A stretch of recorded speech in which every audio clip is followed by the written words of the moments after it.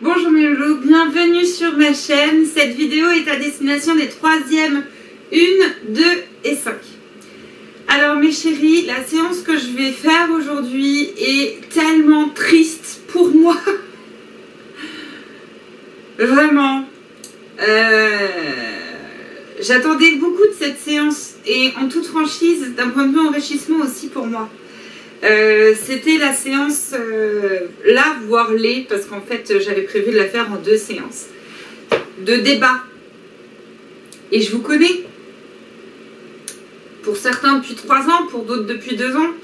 Et donc je sais que cette séance ou que ces séances auraient été très intéressantes.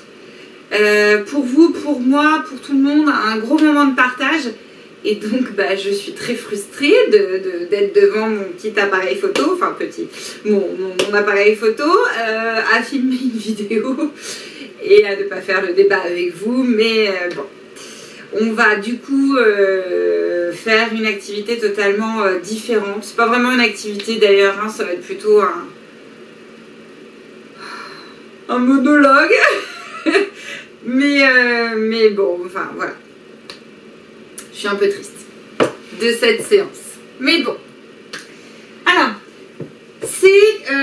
ça portera donc sur la dernière partie du cours. J'ai bien dit oui, la dernière partie du cours du chapitre sur la reproduction et la sexualité responsable, sur ce que j'ai appelé respecter l'autre. Alors, cette partie-là, je vais être très franche avec vous, elle est beaucoup plus détaillée par moi dans mon choix de programme que ce qu'elle ne pourrait, ce qu'elle devrait entre guillemets être, en tout cas quand les enseignants préparent leur cours, ils ont ce qu'on appelle le bulletin officiel, c'est-à-dire un ensemble de notions données par le ministère de l'Éducation nationale à faire passer, voilà, à la fin de la 3e, vous devez faire passer comme notion ça. Et cette partie-là, c'est en réalité 2-3 mots dans le document en question que je vous parle. Et comme vous savez, j'ai des petites, on va dire, particularités. Je suis une prof un peu engagée, je pense, sur tout ce qui est développement durable. J'en fais beaucoup plus que ce que je devrais, entre guillemets, faire. Sur le VIH, tous les IST, les MST, même chose, hein, j'en fais un peu plus, entre guillemets, que ce qu'il est initialement proposé. Et là, clairement, sur cette partie, ça me semble important. Pour certains, c'est la dernière année, en tout cas, c'est officiellement votre dernière année de scolarité obligatoire. L'école est obligatoire jusqu'à 16 ans. Et donc, c'est officiellement la dernière année d'école obligatoire. Et selon l'orientation que vous allez prendre par la suite, certains ne vont plus être amenés à faire de la SVT. Donc, j'ai voulu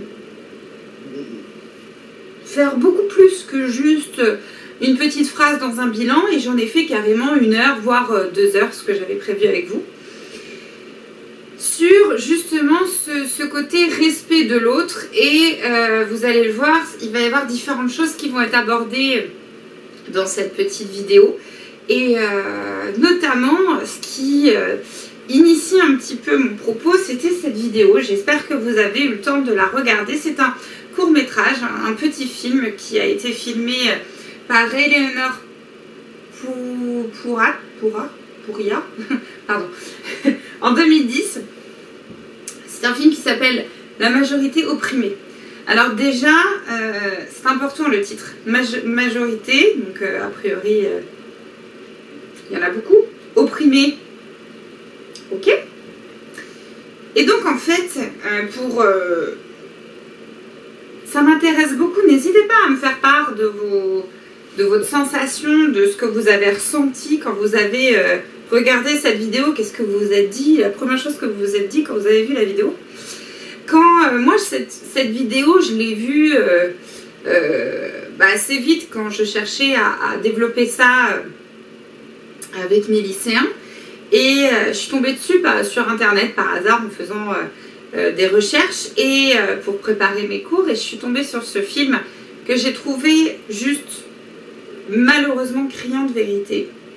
même encore à l'heure actuelle, et pourtant il a 10 ans finalement, même encore à l'heure actuelle, alors bien sûr, depuis, j'ai envie de dire, 2-3 ans, beaucoup de choses ont changé avec le rapport entre l'homme et la femme, mais c'est quand même encore clairement pas assez, il n'y a pas assez d'égalité entre l'homme et la femme, il n'y a pas assez voilà, les choses changent, mais ça prend du temps. Vous êtes vous les adultes de demain, je le répète et je le dis très souvent dans mes cours, mais vous êtes vous les adultes de demain. Et typiquement, ça me semble important de vous faire réfléchir au monde que vous voulez avoir. Et dans ce film, les rôles sont inversés. Je m'explique. L'homme est l'homme, mais l'homme est un homme, mais il va vivre. L'homme vit des situations de femme et la femme vit des situations d'homme. Et le fait d'échanger les rôles comme ça, c'est souvent le meilleur moyen de comprendre un petit peu les inégalités et de comprendre ce qui va et ce qui ne va pas. Dans ce film, il est question d'harcèlement sexuel, de viol. Il y en a encore beaucoup trop en France, beaucoup trop dans le monde. Parfois, ce n'est pas dit, ce n'est pas... Voilà, il faut être très vigilant, il faut porter plainte, il faut en parler, il faut porter plainte. Et ce qui m'a amené en fait en cours à travers cette vidéo, j'allais amener à demander aux filles parmi vous qui s'est senti déjà gêné dans la rue, parmi vous qui a déjà été alpagué dans la rue par un monsieur, un jeune homme en disant « Eh mademoiselle, t'as pas ton 06, comment tu t'appelles ?» Sans un bonjour, sans... Voilà, juste pour nous draguer et qui insiste et insiste. Stop. Donc, et pour avoir déjà fait cette petite séance l'année dernière et l'année encore d'avant au collège, je sais que même vous, en 3e, mesdemoiselles, vous subissez déjà cette pression masculine. Vous, messieurs, vous êtes les adultes de demain. Il faut avoir conscience que les filles ressentent ça comme une agression. Comme du sexisme aussi, selon ce qui est dit. Donc, vigilance. Je résumerai ce petit passage-là par « Quand on ne dit pas oui, ça veut dire non ». Et ça, ce sera valable pour tout. Pour le bonjour, je te drague dans la rue, à carrément l'acte sexuel. Quand ce n'est pas oui, quand ce n'est pas clairement dit oui, c'est que c'est non. Et ça, il faut bien l'avoir intégré. Parce que sinon, ça peut passer en agression, en sexisme, en viol. Donc, attention, respecter l'autre, c'est entendre un oui prononcé, un oui clair et franc. Sans ce oui, cela veut dire non. Alors, je vais redescendre un petit peu au niveau d'un peu moins grave que de parler de viol. Ça commence bien, hein. Je vais parler avec vous de ce qu'on appelle les stéréotypes. Alors, un stéréotype, c'est un ensemble d'idées préconçues d'une société, d'une personne qui va être attachée à une personne. Prenons par exemple, messieurs, on ne va pas se le cacher, vous êtes tous des infidèles, vous êtes incapables de rester fidèles à une femme. Infidèles, vous êtes tous des infidèles. Mais bon, mesdames, vous faites que le ménage, hein, on est bien d'accord. Hein, vous êtes bonnes qu'à faire le ménage, qu'à s'occuper de la maison, à élever les enfants. Hein, un homme n'est pas capable de faire ça. Et puis de toute façon, monsieur, vous voulez pas le faire, on est bien d'accord. Ou encore, messieurs, vous êtes incapables de faire deux choses à la fois. Alors si vous regardez votre vidéo, arrêtez de regarder autre chose ou de faire autre chose. De toute façon, vous êtes incapables de faire deux choses à la fois. Et je peux y aller comme ça, je viens de citer quelques stéréotypes les plus courants en France. Il y en a 10 stéréotypes en France. Et dans la séance que j'aurais aimé faire, j'aurais aimé, entre guillemets, vous provoquer. Oui, j'ai bien dit le mot provoquer. J'aurais fait un groupe j'aurais séparé la classe en deux, j'aurais mis les filles d'un côté et les garçons de l'autre, et je vous aurais accueilli en disant « Alors, quel est le sexe le plus fort ?» Et on aurait fait un débat. Et on aurait fait un débat autour des stéréotypes. Et j'aurais provoqué en disant « Mais vous, messieurs, vous êtes tous des infidèles, hein, n'est-ce pas, les filles ?» Et en fait, derrière ces stéréotypes, il se cache du sexisme. Alors attention, à savoir que le sexisme est puni par la loi. Les hommes sont infidèles, les femmes font mieux le ménage, les hommes ne savent pas faire deux choses à la fois, les femmes ne savent pas conduire, les hommes ont plus d'ambition professionnelle que les femmes s'occupent mieux des enfants, les hommes sont indélicats, ce gros de grosses brutes, les femmes parlent trop, les hommes ne pensent qu'au sexe, les femmes ne savent pas bricoler, ni lire une carte routière. Bref, ces 10 stéréotypes, on les entend, voilà, ça fait partie j'ai envie de dire, d'un qu'en dira-t-on sociétal, mais attention, c'est ce qu'on appelle du sexisme.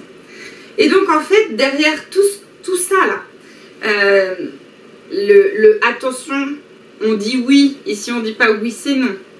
Les stéréotypes, le fait d'avoir des regards comme ça dans la rue, le sexisme, tout ça, en fait, c'est ce qu'on appelle la sexualité responsable. Parce qu'en fait, la sexualité, ça ne se résume pas du tout qu'à la reproduction. Ce qu'on appelle sexualité, dans un terme un peu plus global, bah, c'est un peu tout ce que je viens de citer là. Ah, ça va être sur le sexisme, le stéréotype, etc. Mais ça peut être aussi l'homophobie. Prenez par exemple Fred, il l'a cité quand il était avec nous en entretien. Lui, il a été victime d'homophobie. Je rappelle que l'homophobie, comme le racisme par exemple, est punie par la loi. D'accord ? Donc tout ça, il faut... Voilà, c'est des choses qui doivent être dites. Alors, j'aurais aimé le faire différemment avec vous et d'amener une certaine prise de conscience avec des débats et une mise en scène que j'aurais fait face à vous. Mais voilà, c'est quelque chose qui est important pour vous, votre construction d'adulte. Et je vous laisse regarder le bilan que je vous encourage à écrire dans votre cahier. C'est donc le dernier bilan de ce thème, de ce chapitre. La sexualité recouvre les différents aspects des relations intimes entre deux personnes. La sexualité ne se résume pas au rapport sexuel ni à la reproduction. Les stéréotypes, le sexisme, les regards déplacés, les phrases choc envers l'autre sont des dérives et empêchent le respect de l'autre. Les préférences amoureuses, les désirs sexuels peuvent être dirigés vers une personne du même sexe ou vers le sexe opposé. En France, les discriminations envers les homosexuels sont gravement punies par la loi. Si vous subissez des discriminations, n'hésitez pas à aller porter plainte ou à regarder un site internet que je vous donne également. Alors mes loulous, ça y est, c'est la fin du chapitre. Donc, pour la semaine prochaine, parce que vendredi c'est férié, je ne vais pas publier de vidéo. Pour mardi de la semaine prochaine, je vous laisse regarder la vidéo si ça n'a pas été fait pour préparer la séance d'aujourd'hui et d'écrire le dernier bilan dans le cahier. Et de me l'envoyer par mail pour valider votre point du confiné. La semaine prochaine donc, je vous proposerai un devoir maison qui sera noté en guise de contrôle de chapitre. Je vais... Pas forcément, je ne sais pas encore, je ne l'ai pas encore fait pour être très honnête avec vous. Mais je ne pense pas que je vais réaliser un sujet de brevet. Ou en tout cas, il ne sera pas complet. Parce qu'on est bien d'accord qu'il n'y a pas de sujet de brevet à la fin de l'année. Donc, comme vous l'avez compris dès l'activité 3, qu'il fallait rendre d'ailleurs pour aujourd'hui, je m'oriente entre guillemets vers le lycée, en tout cas vers les compétences que vous allez développer au lycée. Et donc voilà, je pense que je vais modifier un petit peu, je ne sais pas encore ce que je vais faire. Mais sachez que mardi prochain, il y aura donc un contrôle, un devoir maison qui sera à faire. Mes chéris, prenez grand soin de vous et à bientôt.